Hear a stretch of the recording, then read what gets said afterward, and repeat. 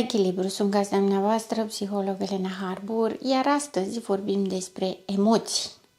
Vorbim despre emoții dacă le simțim, care, de ce, când și ce facem cu ele când ne copleșesc.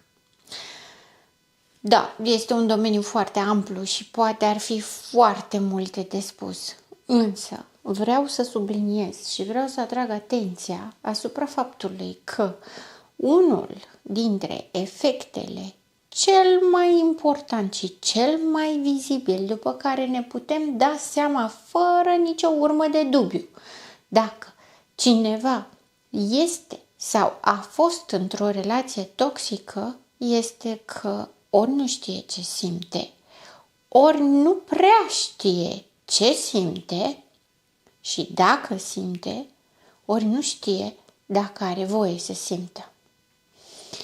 Este o caracteristică a relației cu psihopatia. N-ai voie să simți. Nu se spune exact așa, deși uneori ajunge să fie spusă și cu aceste cuvinte. De cele mai multe ori se spune, ești prea sensibilă. Dar nu știi de glumă. Ești fraieră că iei totul prea în serios. Este vina ta că ești atât de serioasă. Vai! Iar plângi? Nu mai plânge. Mă enervezi când plângi. Poate chiar mi-e scârbă de tine când plângi. Se întâmplă, mai rar, dar se întâmplă să se spună și asta. Iată că, într-un fel sau altul, avem foarte direct, nici măcar subtil, mesajul nu ai voie să simți. De cel mai multe ori este frustrant și efectul este o confuzie foarte mare psiho-emoțională. După cum știți, emoțiile există în noi involuntar. Și emoții au și oamenii care au empatie și oamenii care nu au empatie, adică psihopatia. Emoții există de ambele părți. Am făcut această, să zicem, clasificare. E mai degrabă o categorizare doar în două, cu empatie și fără empatie. Pentru că mă interesează foarte mult să diferențiez între ce este normal și ce nu este normal privind emoțiile. Cu siguranță ați observat în jurul dumneavoastră, în viața dumneavoastră, la părinții dumneavoastră și în toată societatea. Inclusiv online se promovează foarte mult. Nu mai simți. Nu trebuie să te intereseze de ceilalți. Dacă cineva te înjură, să nu-ți pese. Dacă cineva te nedreptățește, atâta l-a dus capul. Sunt menite oarecum să liniștească o emoționalitate copleșitoare și de cele mai multe ori să bypasseze neputința. Adică vine ca un fel de mecanism de apărare, ca un fel de negare, minimalizare. Ceea ce mă îngrijorează pe mine este faptul că este ca o soluție oferită în toate așa zisele articole prin care cei 5 pași în care să-ți gestionezi emoțiile, cei 10 pași prin care să gestionezi furia, 3 pași să nu te mai simți rușinat și tot felul de altfel de exemple. Este greșit în totalitate. Pentru că emoțiile, chiar și cele negative, sunt cu scopul de a ne adapta.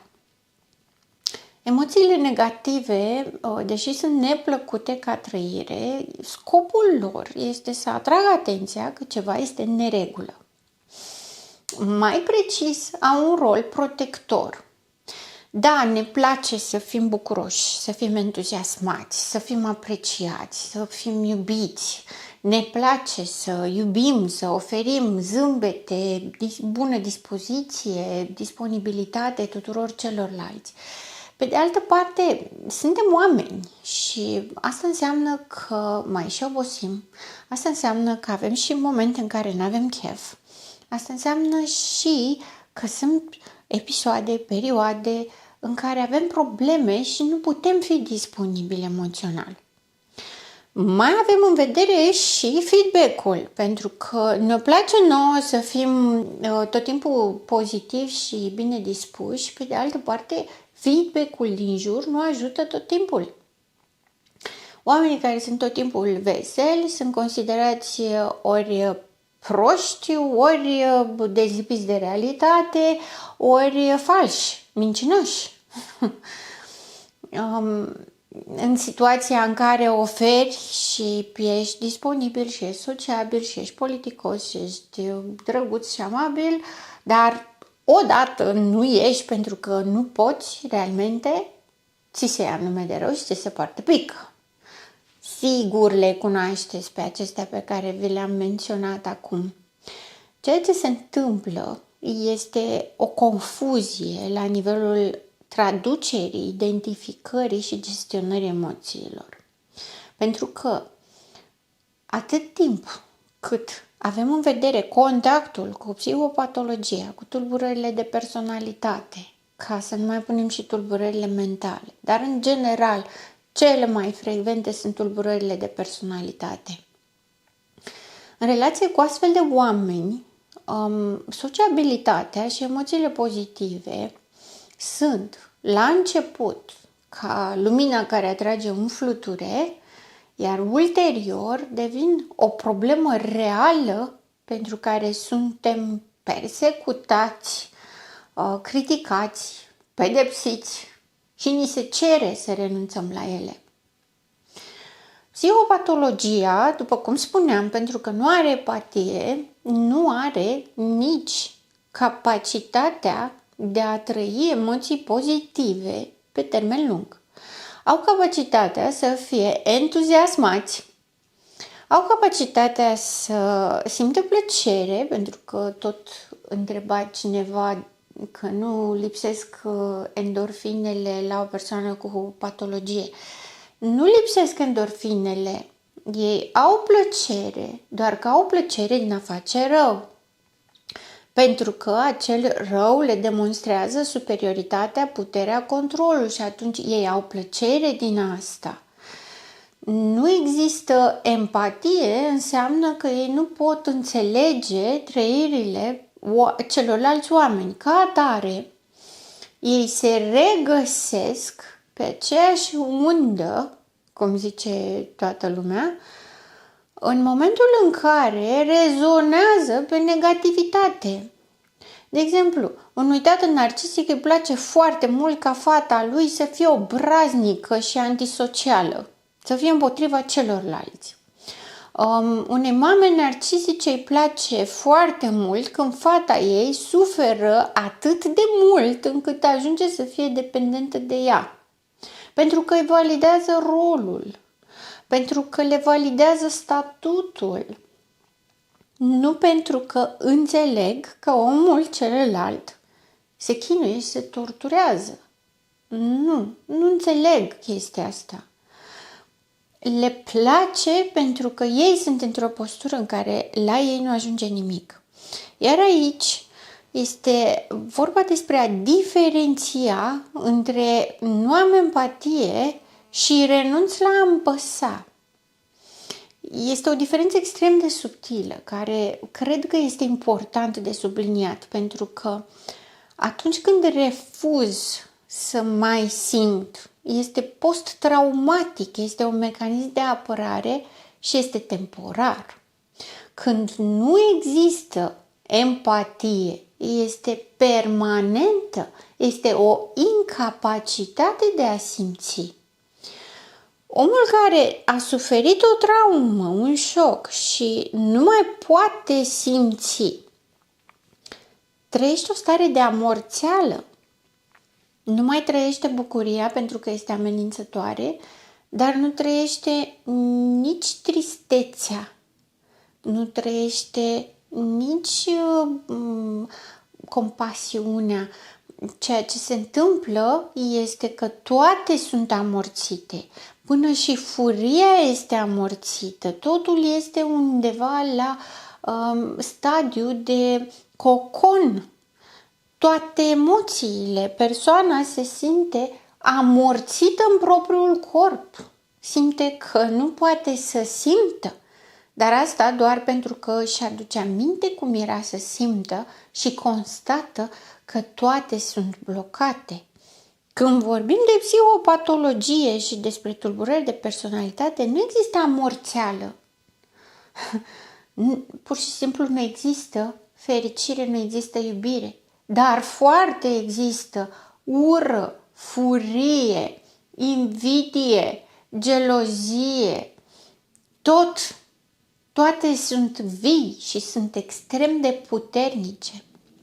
Ca atare, în momentul în care intră în contact cu cineva care are empatie și are emoții pozitive, îi place, vede și îi place foarte mult, vrea să dobândească.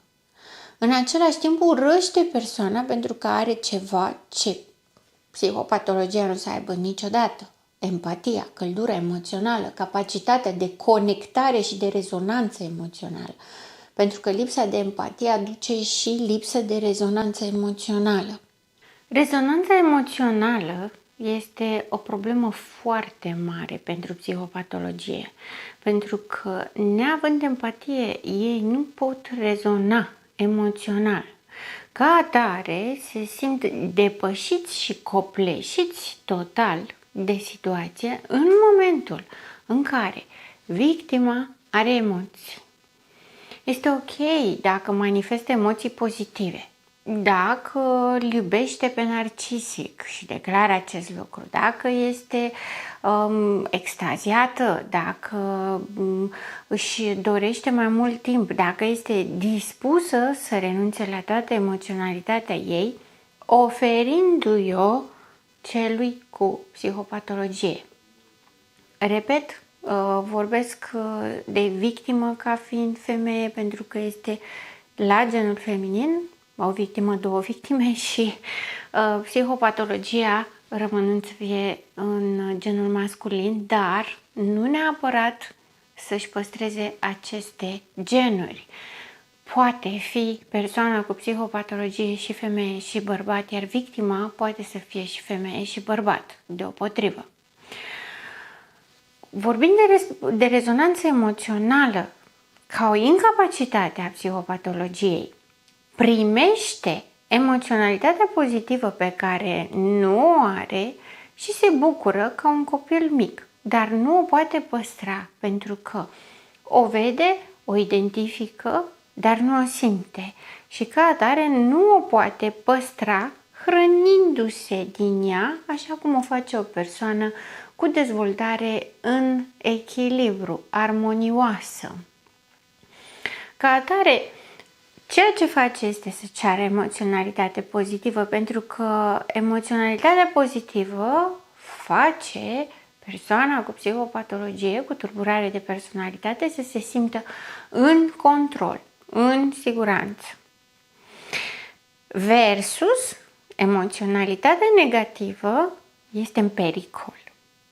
Nu este în dezechilibru, nu este în incertitudine, ci este în pericol, pentru că în interiorul său are doar furie, ură.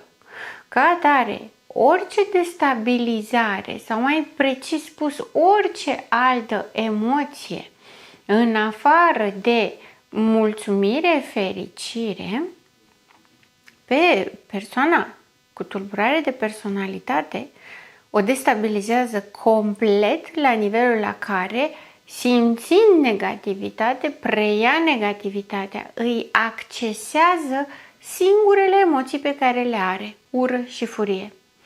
Ca atare, compasiunea umană de pe un om îl doare și celălalt om sesizează acest lucru și simte nevoia să mângâie ca să treacă durerea. din orice punct de vedere, psihic, emoțional, în mod special, dar se creează această legătură între oameni, pentru că tristețea este singura emoție care aduce oamenii împreună și nu iubirea. Putem să iubim separat, dar atunci când suntem triști, oamenii vin lângă noi, se adună, chiar dacă avem tendința cumva să-i ținem la distanță, pentru că tristețea este o emoție singuratică, dar ea atrage oameni și pune oameni împreună. Pe o persoană care are tulburare de personalitate, tristețea, durerea îl activează. Să clarific aici, pentru că nu este vorba despre rezonanță emoțională, ci este vorba despre mimetism. Mimează emoțiile, însă emoțiile negative sunt singurele care le trăiește realmente și ca atare, ca să poată uita de emoțiile negative, accesează fericirea și bucuria din partea celorlalți și ține sub control emoționalitatea negativă. În momentul în care ceilalți au emoționalitate negativă, este ca și cum ai aprinde fitilul la o bombă. Urmează să explodeze și nu urmează peste 10 minute cum face o bombă, ci explodează atunci, pe loc. Pentru persoana care are o tulburare de personalitate, ca altcineva să aibă o emoționalitate negativă, este prea mult de dus. Nu poate să ducă asta, nu poate intra în contact cu asta, pentru că se activează adevăratul eu. Nu mai poate să facă față, nu știe să facă față, îi e frică, este în total dezechilibru. Ca atare, întotdeauna reacția este agresivă. Trebuie să renunți la asta. Nu te doare, te prefaci. Ți se pare că te doare. Nu, ce-mi cer mie asta? Rezolvă-ți-le singură. N-am eu treabă cu asta. Se ține departe și mai mult decât atât, induce și pornește agresivitate psihologică, verbală, fizică. Este un trigger. Emoționalitatea negativă a unui om normal, care este firesc să existe, pentru că, așa cum spuneam și mai înainte, este doar un semnal că ceva este în neregulă și trebuie corectat pentru a restabili echilibrul și starea de bine. Pe o persoană cu tulburare de personalitate este dezastruos.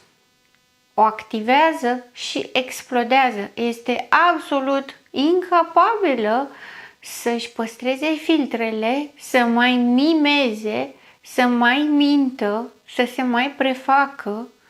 E absolut totul, tot acest eu, această mască se dărâmă. Identitatea persoanei cu tulburare de personalitate este ca un castel de cărți de joc. Se poate dărâma oricum, oricând. Atât de simplu și atât de ușor și provoacă un dezastru complet. A construit-o cu furie, a construit-o cu agresivitate și la cel mai mic bobârnac se poate dărâma de tot. A muncit să construiască acest castel, această imagine, dar este atât de vulnerabilă și atât de sensibilă la distrugere. Și voi vorbi despre acest lucru într-un video viitor, pentru că vreau să accesez și să vă aduc claritate în acele persoane care spun personalitatea disarmonică sau respectiv psihopatiile. Au și ei un suflet, au fost copii, se comportă ca niște copii răniți, uite, plâng, uite, simt. O să elaborez acolo pentru că vreau să aduc un pic de claritate vis-a-vis de cum anume se întâmplă acest lucru și care este baza reală. Însă, astăzi, în acest video, am să mă rezum la această parte pe care relația toxică, respectiv relația cu o persoană dizarmonică, cu o psihopatologie, întotdeauna presupune nu ai voie la emoții. Ca atare, întotdeauna victimele unei astfel de relații ajung la un moment dat să își nege emoțiile. Nu, eu nu mă simt nedreptățită că mi s-a spus că n-am voie. Nu, eu nu sunt furioasă pe agresorul meu pentru că n-am voie să fiu furioasă. Eu trebuie să-i mulțumesc că m-a primit în viața lui, că, uite, s-a căsătorit cu mine, că avem 2 copii, 3, 5, 9 și așa mai departe. Nu doar că le neagă sau nu le identifică și se distanțează de ele, ajung pur și simplu să se disocieze complet de orice fel de emoție și lucrul acesta se vede foarte simplu dacă la un moment dat observați că întreabă, dar chestia asta ar trebui să mă înfurie? Ar trebui să-mi fie rușine de asta? Am dreptate să simt așa? Este clar dovada unei relații pe termen lung cu o persoană toxică, respectiv o persoană cu tulburare de personalitate sau, altfel spus, o persoană de psihopatie. Pentru că doar în relațiile toxice cu persoane cu potențial psihopat sau cu diverse forme de tulburări de personalitate, există această dorință și cerință explicită ca victima să nu mai aibă emoții. Îi se spune în mod clar, îi se face un abuz, produce o nedreptate și când primește răspunsul sau reacția la asta zice nu, n-ai dreptate, n-ai voie să fie așa, eu sunt bun, eu sunt minunat, eu n-am vrut decât să-ți fac un bine. În realitate nu vrea să facă bine, deși dacă este să intrăm în mintea persoanei cu tulburare de personalitate, s-ar putea la momentul ăla să fie existat vreun gând care să conducă la ceva de genul dacă te fac să suferi o să-ți treacă supărarea. Adică să producă o suferință mai mare decât cea care era, cu scopul de a produce o descărcare de tensiune. Este absurd, însă, în general, modalitatea de a gândi și a acționa a persoanelor cu tulburare de personalitate este absurdă. De aceea numim că nu are consistență și coerență. Nu are, pentru că are rupturi de cogniție, rupturi de memorie și această instabilitate cognitivă în care trece dintr-un subiect în altul, trece dintr-o emoție în alta. Ceea ce vreau să înțelegeți este că emoționalitatea persoanelor cu tulburări de personalitate este foarte mare. Ei fac un efort foarte mare ca să nu lase să se vadă acest lucru. Ceea ce lasă ei să vadă este ceea ce cred că se dorește a fi văzut cu scop adaptativ, adică să fie văzuți ca oameni adaptabili, eventual și buni, însă nu ca să facă un bine, nu ca să ajute pe cineva, ci numai ca să se ajute pe ei înșiși. Ajutatul lor presupune existență în sine. Ca atare, așteaptă și cer în mod explicit de la victime să nu aibă emoții. Doar în acest tip de relație nu e voie să ai emoții negative. Și vreau să subliniez acest lucru pentru că este foarte important. În mod normal, în viața unui om sănătos există toate emoțiile, iar fiecare dintre ele are rolul ei, iar toate la un loc au rol de adaptare și de a pune în contact cu ceilalți oameni. Doar la psihopatie, emoțiile negative folosesc pe post de trigger și se destabilizează persoana. Nu face față emoționalității negative. Reacțiile sunt agresive, bazate în mod special pe frică. Trebuie să anuleze tot ce este frică. Așa vedem, de fapt, tipologia lor, așa vedem ce înseamnă practic o tulburare de personalitate, respectiv incapacitatea de a fi într-o relație umană. Nu suntem în relații umane doar ca să zâmbim frumos în poză. Nu suntem în relații umane doar ca să bifăm pe listă că suntem cu cineva sau că am făcut copii. Suntem în relații umane ca să împărtășim emoții, ca să ne susținem când ne este greu, ca să ne bucurăm împreună și să ne bucurăm pentru celălalt. Ori tulburarea de personalitate este incapabilă să facă toate aceste lucruri. Incapabilă. Ca atare, orice emoționalitate în afară de mulțumirea cu minte și apatică nu se acceptă. Am precizat mulțumire cu minte și apatică în loc de fericire și iubire. Iubirea nu există la tulburarea de personalitate.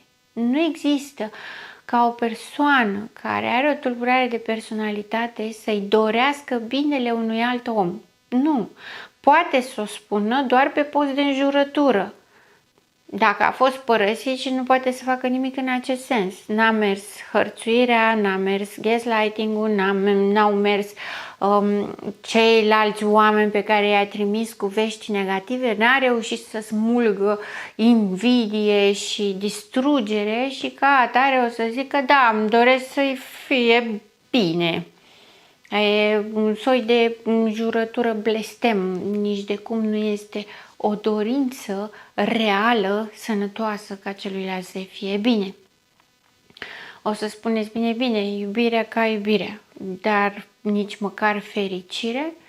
Ei bine, nu, nici măcar fericire. Dacă la început în partea de seducție și de cucerire era loc de mimarea fericirii și fericirea victimei presupunea succesul și câștigul persoanei cu tulburare de personalitate, ulterior, după ce a fost câștigată, cucerită victima, nu mai este acceptată fericirea.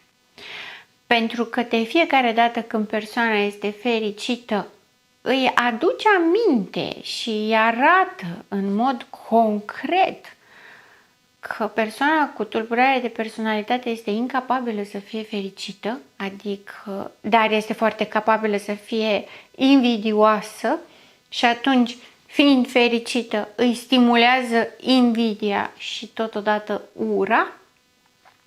Și mai mult decât atât, această fericire presupune autonomie, adică dacă noi suntem în fuziune, pentru că asta presupune fantezia îndrăgostirii. Noi doi suntem unul. Dacă noi suntem unul și tu ești fericită, dar eu nu pot să fiu fericit, înseamnă că îți bați joc de mine. Înseamnă că nu ești cu mine. Cu cât ești mai fericită, cu atât mă ataci mai mult, cu atât îmi demonstrezi mie că sunt incapabil de fericire și nu pot să tolerez asta pentru că asta înseamnă superioritatea ta față de mine și asta nu este acceptabil sub nicio formă. Și mai mult decât atât, fericirea ta este o agresiune la adresa mea, pentru că presupune că noi doi nu suntem unul. Presupune că tu existi și nu poți să accepti să existi. De aceea vorbim de fuziune, de aceea subliniez de fiecare dată, pentru că fuziunea presupune că persoana cu tulburare de personalitate îl înghite pe celălalt, iar celălalt încetează să existe. Celălalt se transformă în persoana cu tulburare de personalitate. Ori să aibă emoții, să aibă dorințe, să aibă așteptări, vise, presupune să existe separat și presupune să poată să facă ceva separat. Ori lucrul acesta nu este permis, pentru că nu mai există fantezia. Ori te-am dizolvat, ori nu ești în preajma mea sau tu trebuie să nu existi. Acesta este mesajul pe care îl transmite persoana cu tulburare de personalitate, pentru că esența în sine exact aceasta este. N-ai voie să ai emoții, n-ai voie să existi, tot ce ai tu trebuie să-mi dai mie, fiind cu tine eu preiau emoțiile tale, preiau identitatea ta, eu sunt tu, iar tu nu mai existi. Dar trebuie să fie acolo ca un fel de, nu știu, baterie care dă energie să acționeze în continuare. Adică trebuie victima să fie deținută conform și datorită potențialului ei emoțional, dar trebuie să-și doneze toate emoțiile și să nu mai aibă niciuna ca să existe persoana cu tulburare de personalitate. După cum vedeți, lucrurile sunt complexe, nu este nimic foarte simplu, pentru că atunci când vorbim de normalitate, emoțiile există, sunt și sunt benefice, sunt sănătoase. Fiecare emoție și mai ales cele negative ajută la dezvoltare și la optimizare, la obținerea calității vieții prin acțiune, conștientizare, asumare. Atât timp cât am emoții, ele există, se dezvoltă, eu mă dezvolt, există posibilitatea maturizării psihoemoționale și dobândirea încrederii, siguranței și echilibrului personal. În momentul în care o persoană este lipsită de emoționalitatea pozitivă, nimic nu mai poate balansa și echilibra partea negativă. Și partea negativă se inflamează foarte tare. Nu am cum să dobândesc evoluție, dezvoltare, echilibrare, decât dacă am două talere să le echilibrez, dacă am numai una singură care este până în tavan de mare și abia este ținută sub control, este exclusă maturizarea emoțională. Este exclus inclusiv să știe că există altceva pe lângă, pentru că ar însemna să conștientizeze că totul este greșit. Și nu poate face acest lucru, pentru că ar însemna însăși anihilarea sa. Vedeți, în emoționalitatea normală, sănătoasă, toate emoțiile au sens. Toate sunt constructive. În psihopatologie, în persoana cu tulburare de personalitate, emoțiile sunt doar dezechilibrante și ca atare, persoana cu tulburare de personalitate alege să renunțe la ele, să le țină sub control. Ceea ce este total opusul la ceea ce este sănătos și normal. Trăind cu o persoană cu tulburare de personalitate care practic nu are de ales, ăsta este tot universul său și trebuie să-i facă față, o persoană cu empatie, trăind cu o astfel de persoană, ajunge să fie îndoctrinată să creadă că emoțiile sunt rele. Nu trebuie să te bucuri prea mult că o să plângi. Nu trebuie să te înfurii când ești nedreptățit pentru că ești deplasat, ești nebun. Nu trebuie să aștepți, să-ți dorești, să te entuziasmezi, pentru că asta înseamnă să pui presiune și să ceri lucruri unei persoane care nu-ți poate da nimic. Ca atare, obligă persoana cu empatie să devină o persoană fără empatie. O să o numesc îndobitocire, nu doar anularea personalității, pentru că este mult mai mult decât anularea personalității. Când anulăm personalitatea, victima nu mai are principii și valori sănătoase, de sine, stabile, nu mai alege pentru sine, pentru că nu mai știe cine este, ce vrea și ce își dorește sau ce drum își alege de parcurs în viață. Însă atunci când vorbim despre anularea emoțiilor, avem în vedere dezumanizarea. Ori, practic, asta își dorește o persoană cu tulburare de personalitate de la victima sa. Își dorește un paradox imposibil. Își dorește să fie mereu la fel ca la început, dar nu-i de voie să mai fie ca la început, niciodată. Îi povestește ce bine era la început, dar în prezent, cerându-i să renunțe la toate lucrurile acestea, nu mai are cum să mai fie. Pentru că cine era la început era un om cu principii, cu valori, cu empatie, un om liber, un om iubitor. Pe când trăind într-o relație cu un astfel de personaj, trebuie să renunțe la toate lucrurile acestea, ca atare nu mai are cum să fie la fel. După mulți ani într-o astfel de relație există și se manifestă sindromul de post-traumatic complex. Pentru că nu vorbim de o expunere la un accident de avion, la un război, la o catastrofă. Însă, această persoană, victimă, asistă la propria sa ucidere pe ani de zile, constant, tot timpul. Ajunge să se detașeze de sine din toate punctele de vedere și ajunge să renunțe la emoțiile sale doar ca să nu mai doară. Efectele sunt dramatice și pe termen lung. Recuperarea este foarte grea și am auzit de foarte multe ori că vindecarea înseamnă doar să simtă din nou.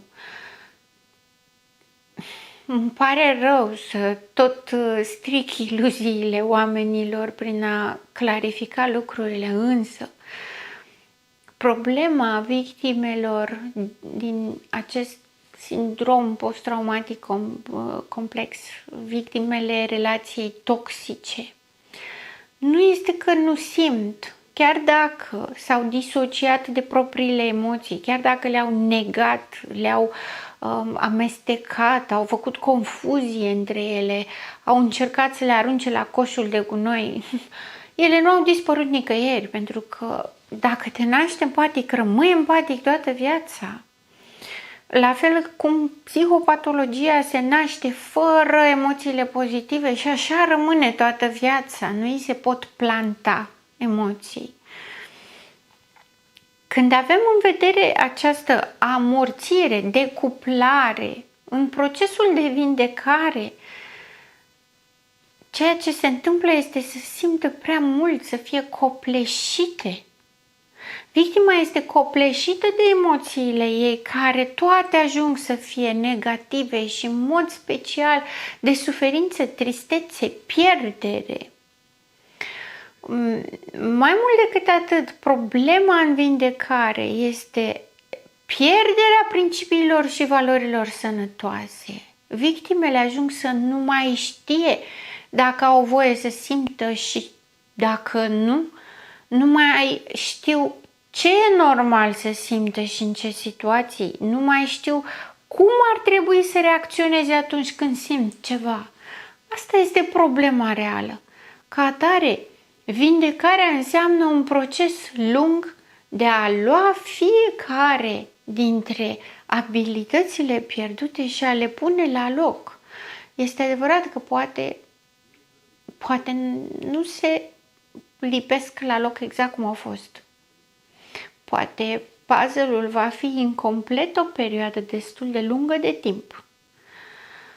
De putut se poate, dar este dificil și alambicat și pe cât de mult a durat relația toxică, ne putem aștepta ca și recuperarea să fie lungă. Vorbesc despre recuperare și nu despre vindecare. Este greșit să spunem că vindecăm, pentru că aici nu este vorba despre răni. Nu ne-am lovit și am făcut o vânătaie și trebuie să așteptăm să se vindece. Vorbim despre oameni care au fost mutilați psihic și emoțional și care trebuie să se reconstruiască din nou și care trebuie să se reconstruiască altfel decât au fost înainte. Pentru că ceea ce au fost înainte a condus la ceea ce s-a întâmplat și ca atare ei vor trebui să se reconstruiască de data aceasta oameni mai puternici decât la început. Dar oameni mai plini, în care să nu le mai lipsească tot ce relația toxică le-a luat, tot ce relația toxică a speculat și a folosit împotriva lor, va trebui de data aceasta să fie punctele lor forte. Iată de ce de fiecare dată când am fost întrebată despre ce exact trebuie să fac ca să mă vindec, de fiecare dată răspund că este un proces lung și complicat și foarte personalizat. Pentru că ăsta este adevărul. Nu, tot ce ar putea oferi 5 pași, 10 pași, 3 pași pentru vindecare, învârte-te în jurul copacului de 3 ori și o să vezi că te vindeci, toate sunt minciuni și sunt minciuni dure și rele. Pentru că adevărul este că dacă încerci 10 pași, 5 pași dintr-o parte, 20 de pași în altă parte, 3 învârtituri în jurul copacului din altă parte, riscul major este că atunci când îți dai seama că nu merge, să pierzi speranța și să pierzi tot ce ai lucrat până atunci. Pentru că ai impresia că nu o să se mai întâmple niciodată. Și ăsta este riscul. Aceea ultimă speranță care se pierde. Dacă se pierde speranța și dorința, acela este drumul fără întoarcere. Cum spune și vorba românească, speranța moare ultima, dar ideea este să nu ajungem până acolo. Vindecarea înseamnă accesarea emoțiilor și pozitive și negative, identificarea lor în mod corect, trăirea lor, gestionarea lor și folosirea lor în mod corect productiv, ca să putem obține structurarea eului care a fost distrus în relația toxică, reorganizarea pe piloni, principii și valori sănătoase, din nou, aș putea să spun, dar de data asta mai bine.